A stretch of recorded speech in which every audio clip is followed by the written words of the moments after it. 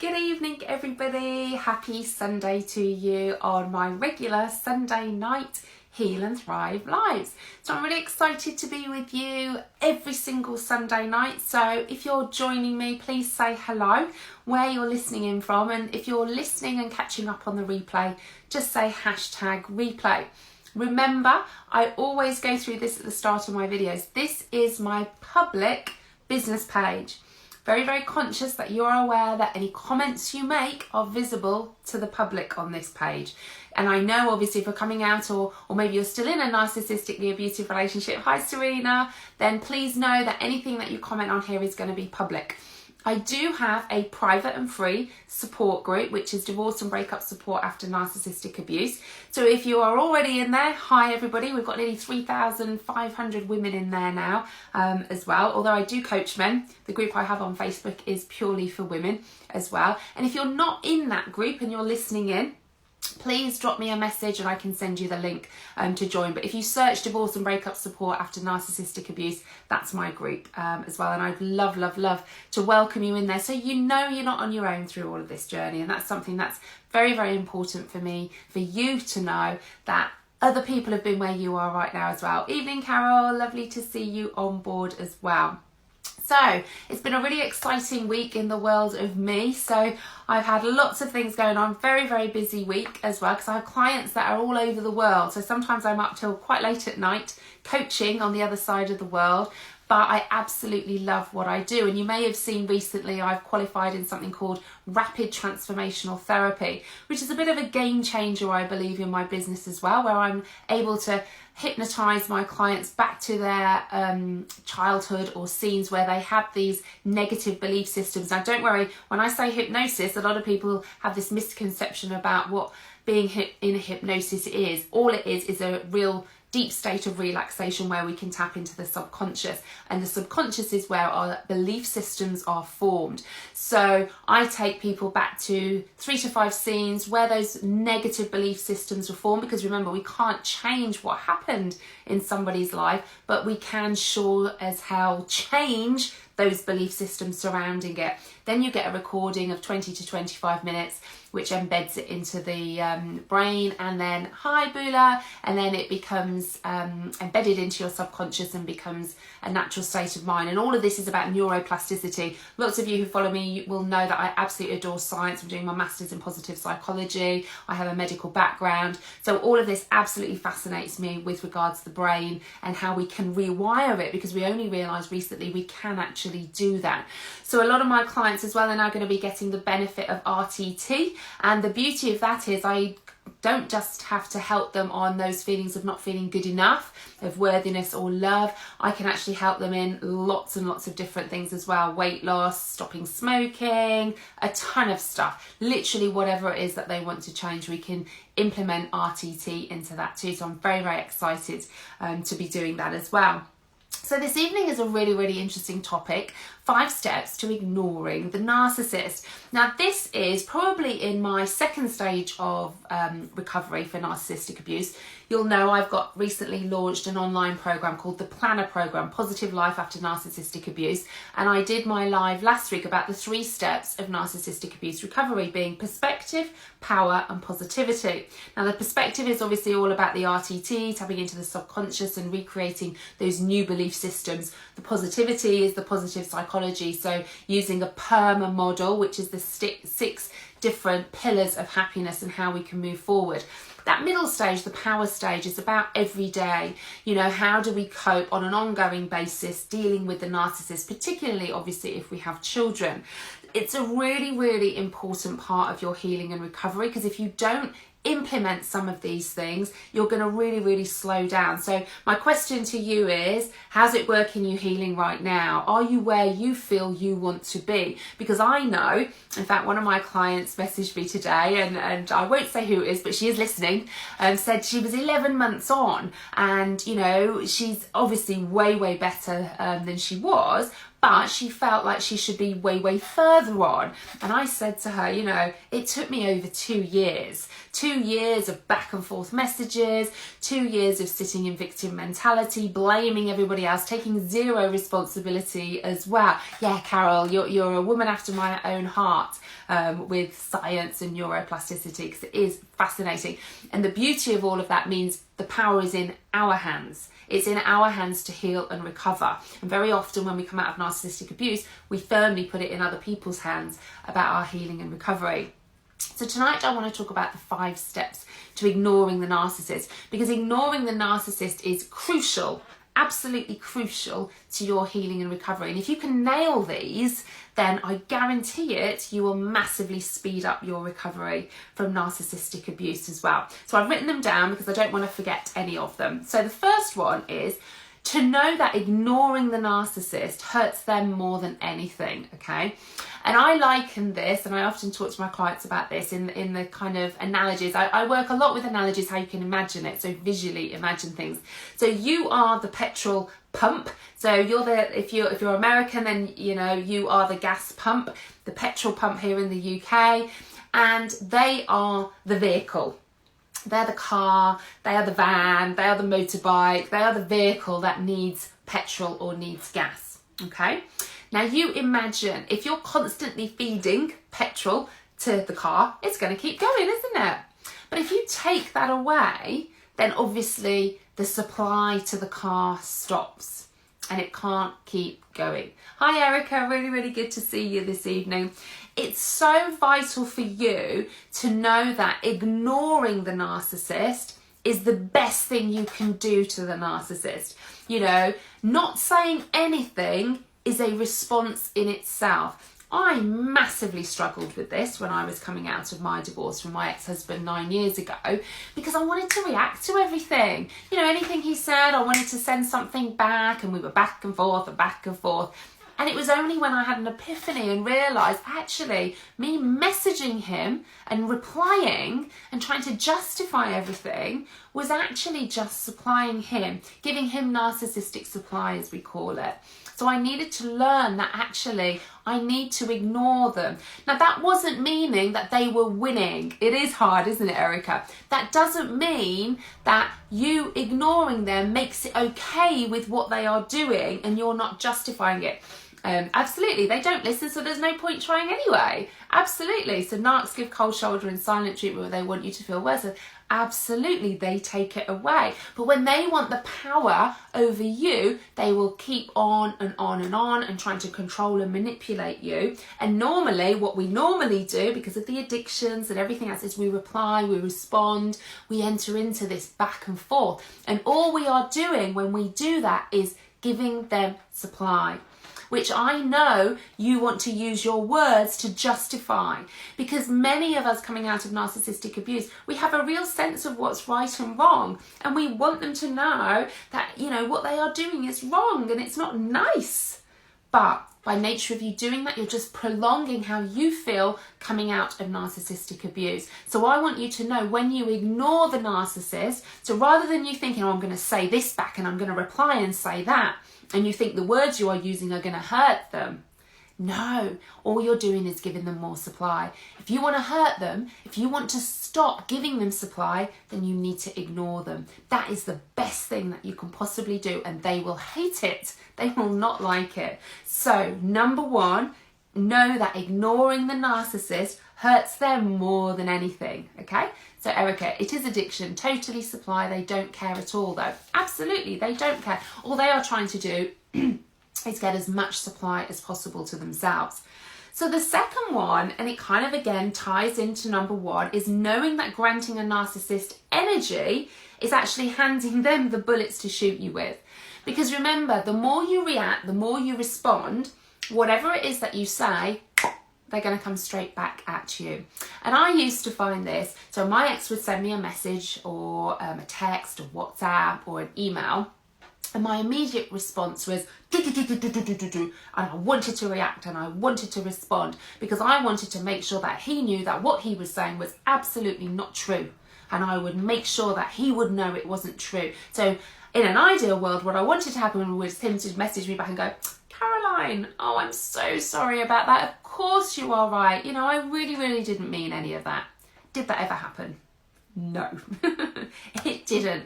And be honest with yourselves now. Those of you that are listening, any messages that you're sending back, so you're back and forth with them, any messages you're sending back, have they ever actually responded and said, oh, do you know what? You're absolutely right. You know, I'm so sorry about what I've done. You know, you're right, I'm wrong, and you're an amazing mum, you're an amazing dad, and I made a mistake. I am a narcissist. I am in the wrong over this, and you are absolutely right. And I'd love to know, because I'd be very interested in if you're telling me, yes, someone has said that, then they're not a narcissist, okay?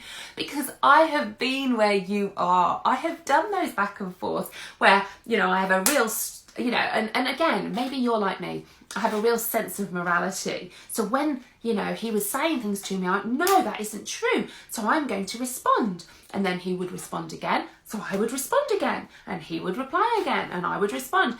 And guess who that was hurting the most? It wasn't hurting him with my words that I was sending back. All it was doing was giving him supply. And all of my energy was going into that. So all of my precious energy that was going into that, I wasn't spending on myself. And you really have to realise that the narcissist wants conflict. They want drama. So Christina, he said sorry when he was caught lying and did not want me to take him back to court. Of course, because they have a reason. So again, it's not a reason. Like if you say sorry, you say it really like you mean it.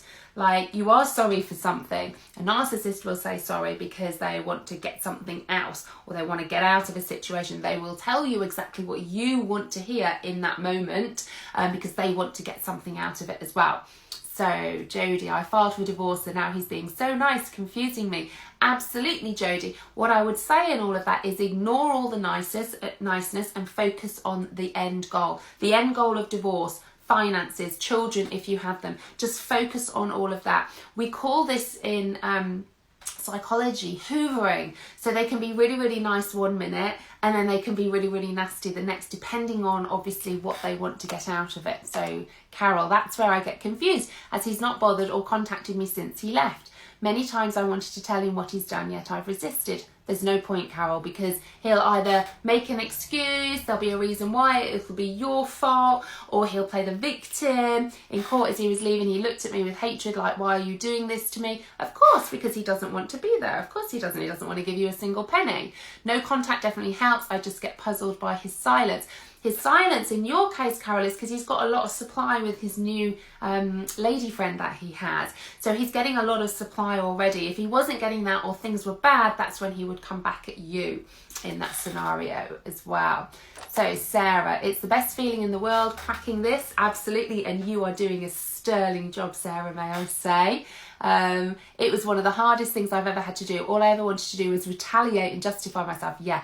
It's a tough one, isn't it? But I did it, so it can be done. Don't give up. Thank you for getting me through this, Caroline. Hey, it's you getting yourself through this, Sarah. You're doing incredibly well. You really are, and you should feel so proud, because the gift you are giving your children, and the beauty of it, it's not just your children, Sarah. It's your children's children, and you should be really, really a proud mummy for all of that. You really should. So you've got to realise that granting a narcissist energy is just giving them more ammunition to come back at you. So I know it is super, super hard as well. So funny, narcs don't want to be fair 50-50. Of course not, because it's all about them. They want to see you suffer and not give you anything, not even with kids involved. Absolutely, Jodie. They don't have a healthy sense of self, you know, and again, I've done videos about how a narcissist is formed in childhood and then obviously getting narcissistic personality disorder. But again, it's very rarely diagnosed, because that would mean they would have to go and see the relevant medical professional to actually get a diagnosis, and they don't see that there's any problem. And that makes it even more of a challenge in that scenario as well, because they don't get diagnosed, you know. And this is where everyone says, oh, everyone says their ex is a narcissist nowadays. And, you know, to be fair, it is a word that is bandied around a lot, and I don't believe it should be. So rather than focusing on them, focus on how you feel. That's what I always say, you know. But I am massively passionate about raising awareness about narcissistic abuse, because it is an insidious form of psychological abuse. So let's see what Christina says. He uses the kids to control and continue the abuse 9 years after that. Absolutely. And in the next couple of weeks, Christina, I'm going to do a specific live on a Sunday night about children and the narcissist again, because it's a topic I get asked about a lot. And again, there are very specific things that you can do to really help yourself with this, and obviously help your children too. So Jodie, I agree that it's formed in childhood.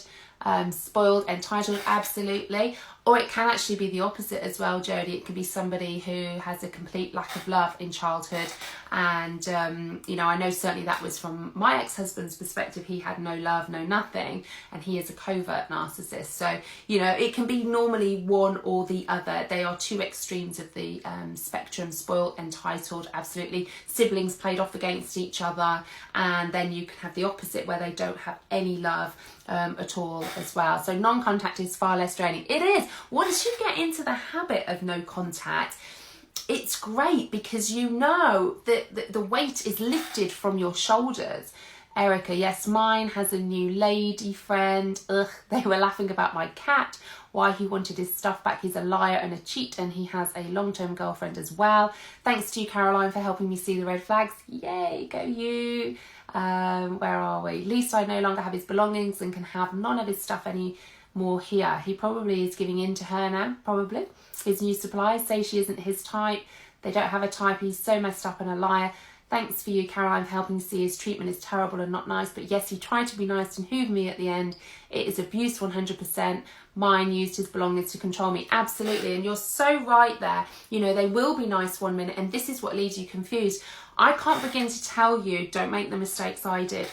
So right at the start, you know, we'd be back and forth with these messages. Then it would get really, really nasty, and I'd think, right, that's it. I'm not replying anymore. I am not doing this anymore.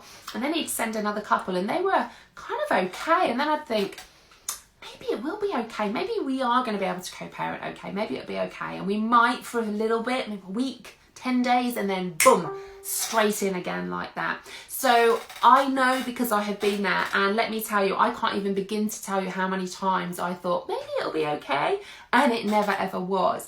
You know, it was a light bulb moment for me when I thought, it's never going to be okay. I'm never going to be able to communicate.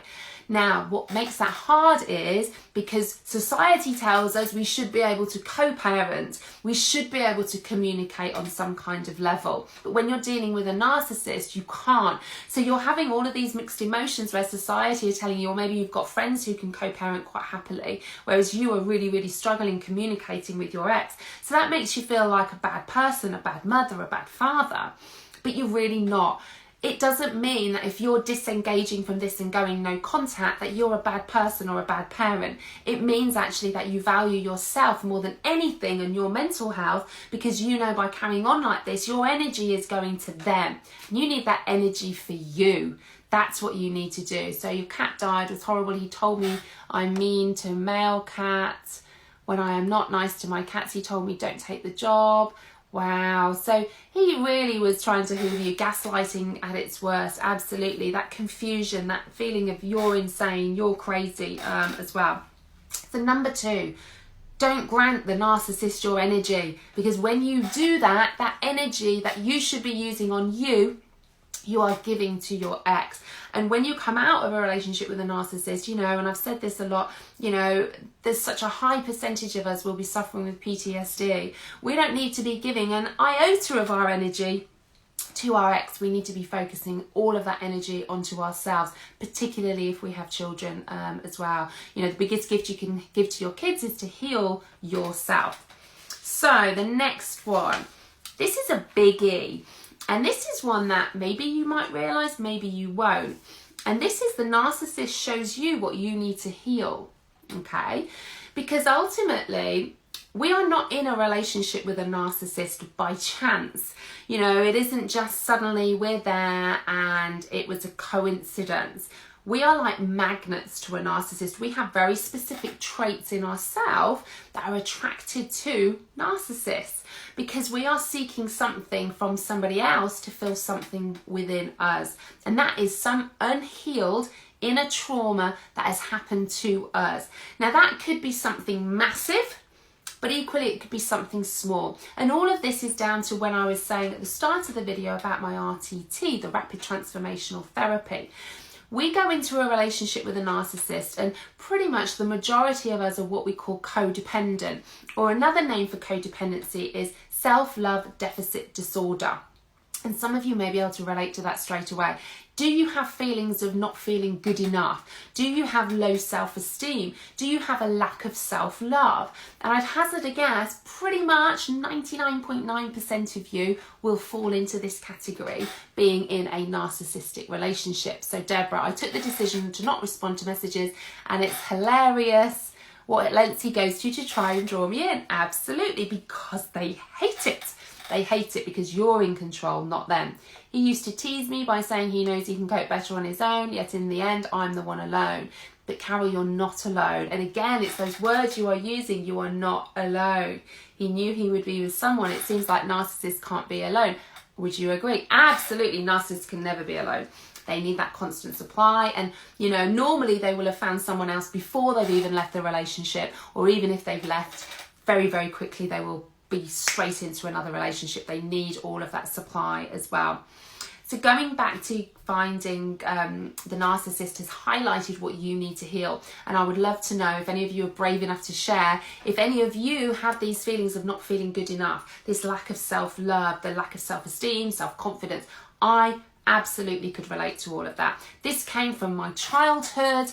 Now, I had amazing parents, but a set of circumstances in my childhood with my dad not saying he was proud of me, giving me 9.99 recurrings, never a 10, left me with feelings of not feeling good enough. So mine was very, very innocuous, quite small. My mum was an empath and a codependent, pleasing everybody else. So they were kind of my two role models because of their childhoods. Okay, so because of their childhoods, they parent in a certain way, which gave me as a child certain belief systems setting into my subconscious to give me the blueprint of how I live my life, which then meant I attracted narcissists, friends, narcissistic relationships into my life because I never felt I was good enough. I never felt that self-love. Now, you might find that surprising and think, Caroline, you seem really confident. And if you'd have known me as a teenager into my 20s, I would have looked confident. I was an ambitious, driven young woman. However, I never felt good enough, ever. I was a very high achiever, and even when I was excelling at pretty much most things I put my mind to,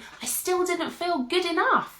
Ever. You know, I was sort of captain of the teams, A's in exams. I did the archetypal GCSEs to A levels. I got my degree. I worked for an airline, because I love to travel. Once I was worked in the NHS for a while because I got my degree in podiatry, so pediatric medicine, and then I love traveling. So, and again, every single thing I have done, I have got into it 1,000,000%. But I've never felt good enough. So when I was in my relationship with my ex-husband and I went through my divorce, the reason why I call my book Divorce Became My Superpower was because actually my breakup from my ex-husband actually gave me an opportunity to realise what was actually within me, what wounds were within me. So it was an ideal time for me to look within, because I wasn't in a relationship with him for no reason, and it made me realise I had I could probably think 3 friends through my life have been very narcissistic as well. One lady who is married now, and actually her husband is a coach as well, and it's very interesting seeing the dynamics between both of those as well. And she's clearly a narcissist, a covert narcissist too. And then I have another friend who was actually one of my best friends coming out of my divorce, and then I realised it was all about her. And again, if you read my book, you will know obviously about some of those too. But ultimately what it made me realise was that I was looking for somebody else to fill that hole within my soul, that lack of self-love. I was hoping my ex-husband was going to make me feel that I was good enough, that I was worthy enough, that I was lovable. And actually he was never going to do that, because a narcissist will never ever do that. They will in the beginning, and you think, oh, wow, I am lovable, I am worthy, I am enough, because obviously they're going to love bomb you at the start, and all of a sudden you think, yay, it's fantastic. But actually, as the relationship progresses, and obviously that insidious form of psychological abuse, the gaslighting and everything that you have got going on within the relationship, and then when the relationship breaks down, it's like they are highlighting in you what you actually believe about yourself. So when me and my ex-husband split up, it was almost like, oh, I am right, you see, I am not good enough. I am not worthy. I'm not lovable. And it was highlighting an inner wound within me. And I had to heal that first. Once I have healed that, which I have now, because I've tapped into my own subconscious to realise, of course I'm good enough, of course I'm worthy, of course I'm lovable. But there's a very clear difference between you thinking it in the subconscious mind and knowing that, and feeling it in the subconscious mind where your belief systems are formed. And this is where in RTT you go back and you regress to where those belief systems were formed, so that we can shift those and create new ones and then embed them into your subconscious, so that then when you actually are going through all of this, you can deal with the power stage, you can deal with the positivity stage, but that perspective stage, you realise you are good enough. It doesn't stop obviously all of the other stuff going on, but it massively helps you with how you feel about yourself. So you coming out of a narcissistic relationship, I want you to just not always think it's their fault. You know, if they hadn't have done that, then I wouldn't be in this situation right now. What they have done is highlight that there's something within you that you need to heal, so that you can now heal that with that knowledge, with that power, with that understanding, so you can go on and live the rest of your life and you can thrive and flourish. I feel such gratitude to my ex, you know, because I went through my divorce at 36, I'm 45 now. So for me, I kind of think, do you know what, I'm 45 now, I'm going to live the rest of my life now knowing I am worthy, I am good enough.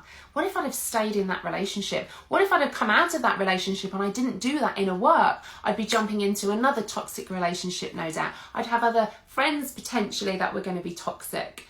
So for me, it's allowed me to heal those inner wounds, to become a whole person. I don't need somebody else to fill a gap in me, because I know I am good enough. And that is so powerful for you to realise that your healing is in your hands. And I know it might seem crazy for me to say I feel real gratitude for my ex, because you might think, I am never feeling gratitude to my ex, ever. But if you do that inner work, which your ex has highlighted, then I promise you, you will go on and live a far better and far happier life. It may not seem like it right now, and I get that, because you could be right in the pit and that eye of the storm right now, and I have been there and I know what it feels like. But I want you to know that you can come out of all of this, but take responsibility and understand that this has highlighted something within you that you need to heal. And if you can crack that and do that, you're going to go on and live a much happier rest of your life as well. So, number 4, life has our back and will support us if we let it. This is something that I feel really passionate about, that sometimes we're always fighting against our environment, we're fighting against the rest of the world because we feel like everybody's against us. I am not really a religious person, yet when I was going through my divorce, my mum had passed away a year before as well, so I'd had 2 massively major life events in my life. And when my mum died, I would be kind of, again, I wasn't religious, but I'd be kind of looking up at the sky saying, what else are you going to throw at me? You know, come on, what else? And then obviously when my husband left and then I was in all of that debt and I lost my family home, I would be kind of looking up at the sky saying, what else are you going to, I'm a good person, why are you doing this to me? You know, what next? Yeah, I didn't believe. You know, it was very, very odd, but it was almost like I was trying to cry out to the universe, you know, give me something good in my life. But what I realised actually was I already had good stuff in my life. I've got my 2 children, but I was missing all of that good stuff because I was so focused on all of the negative all of the time that actually negative neurons in your brain, they will grow. So if we start to produce more positive ones, guess what? They will grow. So I had to, again, shift. I had to take back responsibility. Stop blaming everybody else for all of this. Take back my power, my responsibility in all of this, and realise that it was in my control. You know, I was giving so much of my power and control away to my ex and lots of other people that I needed to take that back, because this is my life. It's nobody else's. Nobody's walking my shoes. Nobody. So ultimately, I needed to take that back. The moment I started to realise that and I started to feel more positive, even a teeny tiny bit, that would then have a cumulative effect. So remember, don't just focus on what you don't want. Focus on what you do want. Okay, so if you're always thinking, I'm never going back there again, and I'm never doing this, because I used to be like this, I'm never getting married again, I am never doing this, I am not having that, I wouldn't have this, and this happened, that happened, da da da da da da da da. I was so focusing on all the past, not I would love to be in a loving relationship, I would love this, I am going to have that, I will be that, I'm moving towards that. We stay so much, I don't want this. I do an exercise with my clients actually about dating. And I get them to talk about their values of what they would like in a relationship. And when we do our top 5 values, I then say to them in a positive way, you need to tell me why that is so important. And it is so difficult for my clients because let's just say if it was honesty as one of the top 5 values, they will say honesty because I don't want I can't abide liars and I don't want this. And it's like, no. Honesty in the positive. And it's really, really challenging because we always tend to think in the negative, what I don't want, and I'm not having this, and this isn't going to happen.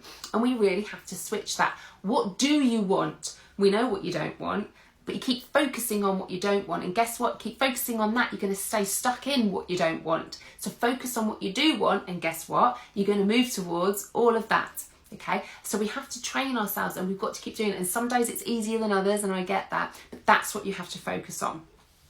So the final thing, number 5, biggie, this is, it's only important what you think of you. This was massive for me because do you know what? I'd have worried what the man on the street in China would think of me. You know, I can't have anyone thinking badly of me. Oh my God, no. I have to prove that I'm a good person. I have to make sure that everybody knows none of this was my fault, and I need to spend my life making sure that everybody knows it wasn't my fault. And I was exhausted because I was so worried about what everyone else thought of me. And actually, I felt really rubbish about myself. You know, it's okay. I can feel really bad about myself. I don't want to look in the mirror because I was disgusted with myself. I felt ashamed. I felt guilty. So I'm not going to look in the mirror. I feel really rubbish about myself. But you know what? I want everybody else in the world to think I'm a good person. Can you see the irony in that? And I want you to think, if you're really, really worried about what other people think of you, what do you think of you? Really, truly, deeply, what do you think of you? When you look in the mirror, do you like what you see? Do you trust what you see? Do you feel like you have self-love, self-respect, self-confidence, self-esteem? Because if you don't have that, nobody else is going to have that. The moment you realise that you feel that about you, and it doesn't matter what anybody else thinks, you will let go of so much. So much. Believe me.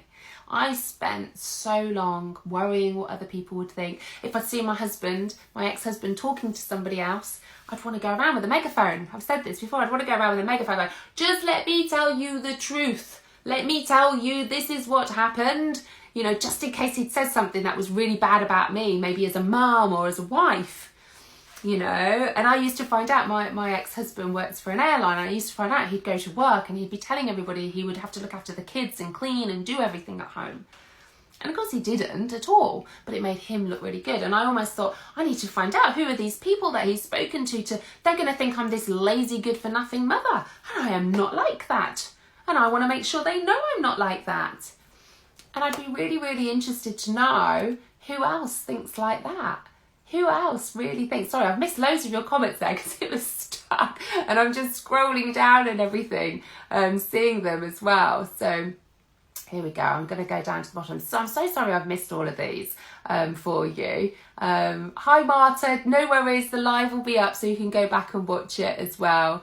Zoe, oh wow, I'm that I hate men. Absolutely. And you know what, Zoe? The more you say you hate men, you will hate men. But there are good men. I'm remarried now, okay? There are good men out there, I promise you. But you need to have clear boundaries and you need to know your values and everything as well. I can't imagine a man in my life. So Zoe, don't imagine one right now. But don't say, I can't imagine a man in my life. Just focus on you right now, okay? Because if you keep saying that, it's like a negative energy within you. Just focus on you. That's all you need to do right now. So Alison, what if they owe you money and are refusing to pay it?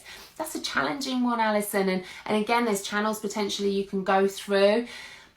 But don't give all of your energy. If you know they don't have the money to give it you back, or maybe you know that if you went to court you could, just really look at what battles are worth fighting.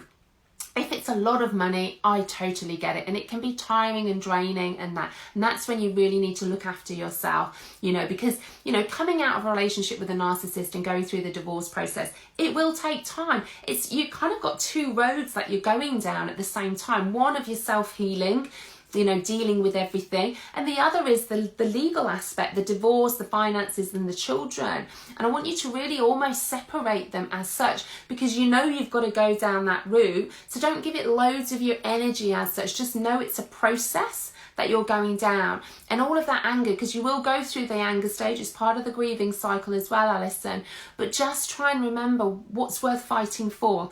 Is it worth winning? Is it worth being happy? And is there a compromise along the way? You may not think, you know, let's just say he owes you £10,000, and I'm just plucking figures here. He owes you 10,000, but he can only give you 6, but you want to go to court for that. Think of the court cost. Is it worth it mentally as well, obviously, as financially? So there are things to think of, and I get it. It's so frustrating sometimes as well, because you might not have any money and you need that money.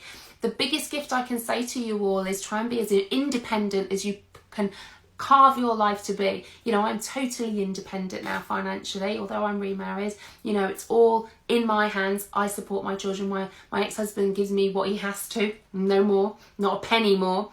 And I do everything else. You know, I'm putting my kids through private school. So all of these things that were really important to me. Remember, I lost everything, literally everything, but I've rebuilt my life, and actually I'm happier than I ever have been. And obviously, you know, I'm now doing this work, which is absolutely my passion and purpose as well. So yes, Jodie, we are our biggest critics. Sam, I don't hate men, just imagine risking trusting one enough to invest my feelings in once again. We'll work on that. You will, but again, there's no rush for any of this. You know, you don't have to be in a relationship, you know, but it's knowing certain things before you embark on that relationship. Work on healing first, and then when you are more whole, you will attract a different kind of man as well. Absolutely. Hi, Lisa. Lovely to see you.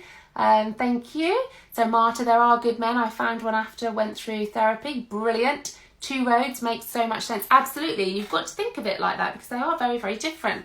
Serena, have you spoken about the financial climb back to independence? Is there a video? I haven't, but maybe, Serena, that is one that I will do, you know, because I certainly did lose everything. The number one bit of advice I can give just on that right now is you take responsibility for it. We very often want our ex to behave like this. We feel we've been badly done to, and I get it. None of it is our fault, but we can keep sitting there saying it's not our fault, or we can actually do something about it. And it might be something teeny tiny to start off with, because we feel like we're climbing Mount Everest, because we might be suffering with depression, anxiety and PTSD, like I was. So I know all of this, and I know how hard it can be, but these little steps that you can do absolutely lead to giant leaps as well. So Jodie, I just went back to work and feel so much better. Can't be kicked down further now. Brilliant. That's the first step, Jodie. And you know what? Being around other people at this time as well. You know, a lot of people who are suffering with depression or anxiety, by nature of going into work and having to behave a certain way and smiling and like this, actually can help improve your mood as well.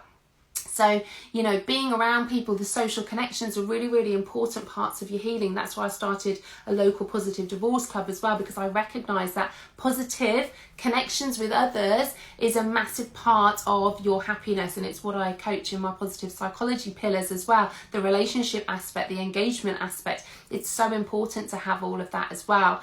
So I want you to know that it's so important what you think of you.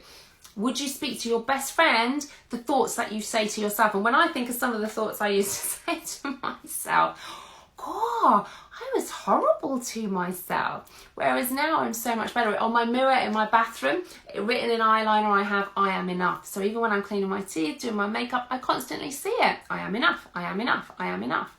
Because I am enough. And you are all enough. You're all more than enough. You're all beautiful, beautiful. And I know it's all women pretty much listening tonight. You're all beautiful women. You know, you might not think it, but you are. It is in there somewhere. And I just want you to know, take that responsibility. So Serena, with my healing, I want to make sure I attract good friends. So maybe you have some tips on avoiding narc friends. Another video. Thank you, Serena. You're going to be giving me a list. Absolutely. I certainly had some narcissistic friends. That's really about understanding what the red flags are of narcissists. And that can be for relationships. It can be for parents, friends, work colleagues, all of those. And ultimately, if you work on the red flags, work on your knowledge, work on your understanding, then work on yourself so you value yourself. Like the last one, it's only important what you think of you. Work on that self-love, that self-esteem, that self-respect as well. If you work on that, you will be a radar for them. I know people in my network who I pretty much think they are narcissists.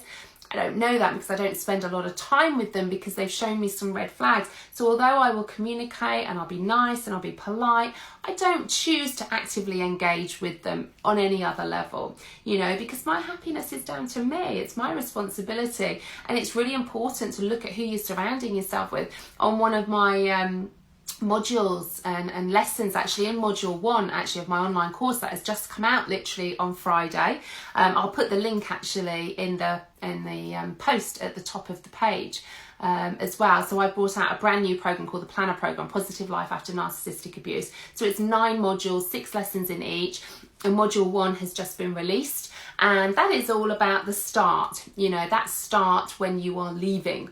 And in that, I talk about a narcissist-free ecosystem, who you surround yourself with, and I talk about different types of people with that. And that's, I think, in lesson number 4, I think, off the top of my head. So if anyone wants that, it's only, I have done it at such a bargain price because I know, obviously, I want to get it out there as much as possible. So it's £97 or $147, and there is a payment plan on there as well. But I will put the link for that as well. I know lots of people have been buying that, so I'm incredibly grateful, and I'm so excited for it to help you through. So it's just bite-sized chunks to help you heal from narcissistic abuse that you get lifetime access to, and you're able to do. So there's videos, there's downloads, there'll be a group, there'll be a RTT session in there as well. Obviously it's not a one-to-one session, but there will be a hypnosis and then a recording that you can listen to as well about not feeling good enough. And that's all within the online program as well. So I'll put the link of that in the top of the video. So Oliver, positive connections is vital. It absolutely is, but it has to be unconditional without too many questions. Otherwise it becomes exhausting explaining narcs to people who don't get it and won't get it. Absolutely. And I choose not to. I don't surround myself with people who I need to explain what a narcissist is or have that conversation back and forth, because particularly if you're suffering from narcissistic abuse, constantly talking about it is actually keeping you stuck. So again, you've got to be really mindful. Surround yourself with radiators, not drains, or dementors. I always think of Harry Potter in this. Don't surround yourself with dementors that are sucking the life out of you. You don't want that. You want to be surrounding yourself that when you walk away, you feel uplifted, not when you walk away, you're like, oh. And we all have those friends. So really be careful who you're surrounding yourself with as well. So, oh, no worries, Jodie. Have a great day for you as well. So that's the end. We've done the 5 there. Let me quickly run through them. So no, ignoring a narcissist hurts them more than anything. Know that granting a narcissist energy is handing them the bullets to shoot you with. The narcissist has shown us what we need to heal. Because remember, we have our own inner wounds and we're not with a narcissist for no reason. Life has our back and we need that support. Evening, Lynn. You might have to go back and watch this because I've nearly finished now. If we let it. So it's really understanding that. Don't keep focusing on what you don't want.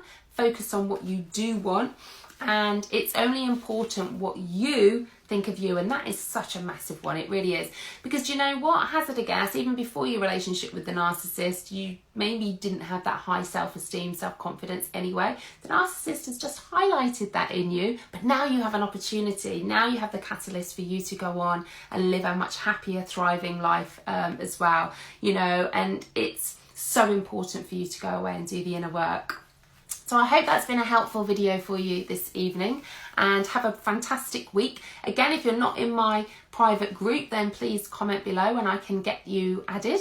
I can send you the link to be in there. I will pop the link for my online recovery program as well. Yeah, absolutely, Oliver. It is exhausting.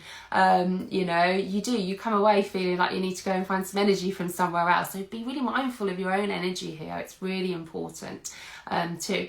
So like I was saying, I'll just put the link if anyone wants to have a look at all the modules, all the things that I'm doing within my online program as well. It's literally my 3-step signature system for recovery, talking about perspective, talking about power, talking about positivity, and going through all of those. And in module 1, you know, that has just come out on the Friday because it's drip fed over each week.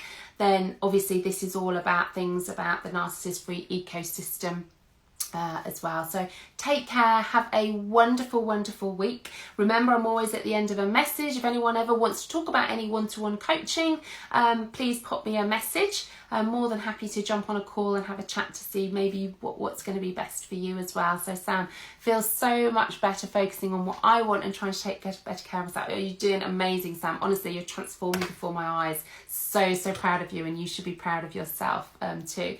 Yes, Ollie, I will send you the link as well so you can have a look at the online course too. So bye everybody, have a great week, and I will catch up with you all next Sunday night.